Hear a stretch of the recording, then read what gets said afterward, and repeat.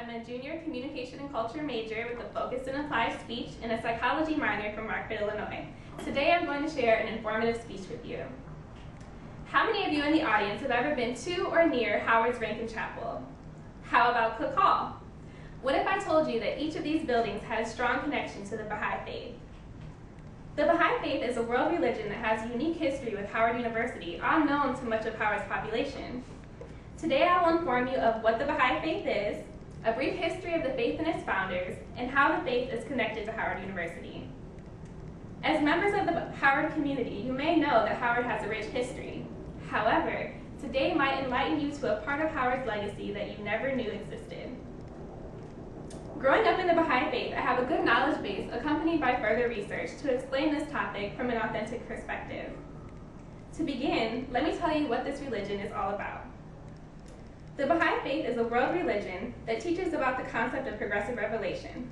From my upbringing in the faith, I learned that progressive revelation means that the revelation or message from God progresses with each major prophet, and it comes with a new message for that prophet's time.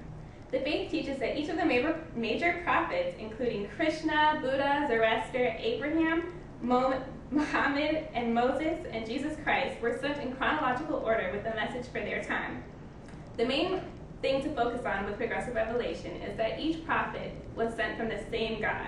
As you can see in the image on the screen, it depicts how they all come in a streamline from the same God, with a new message each time. Baha'is believe that this concept highlights unity among all people and all religions. To help you put this information in perspective, let me take you back to when the faith began. As stated on the official United States website of the Baha'i faith, the faith was founded in the Persian city of Shiraz, year 1844. The founding prophet of the faith is called the Bab, which means the gate in Arabic. But the Bab served as the gate for the next prophet called Baha'u'llah, which means glory of God. Baha'u'llah announced in 1863 that he was God's messenger for this age, according to the Baha'i official website. The overarching purpose of his teachings were to help humanity be able to know and love God.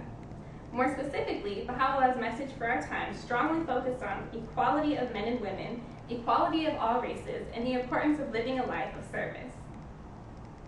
He promises that these teachings will lead to the establishment of world peace and the creation of the kingdom of God on earth.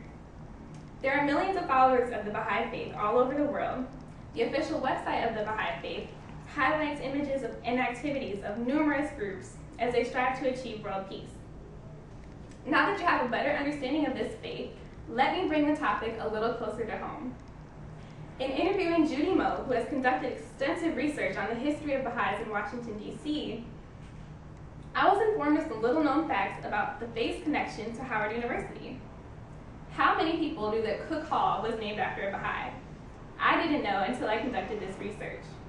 According to Baha'i records researched by Judy Moe, George Cook and his wife Coralie Cook were both professors at Howard University, and they both became Baha'is in 1913.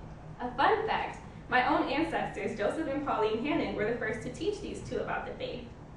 Another Baha'i taught by my ancestors was Louis Gregory. Louis Gregory was one of the first leading Baha'is of African descent, according to his biography, To Move the World. He, of course, was a graduate of Howard University Law School. So that's another connection the faith has to Howard University. Furthermore, in relation to Howard's campus, on April 23, 1912, the son of the Baha'i prophet, Baha'u'llah, came right here to Howard and spoke in Rankin Chapel. This son's name was Abdul-Baha, and there is an image of him on the screen. According to the Baha'i Reference Library, which has his entire translation of his speech, Abdul-Baha spoke about loving all humanity and striving to unify all the races. According to an article on the Washington, D.C. Baha'i website, and I quote, over 1,000 people filled Rankin Chapel that day. The crowd of people from different races and backgrounds reacted with overwhelming joy at the conclusion of Abdul-Baha's speech.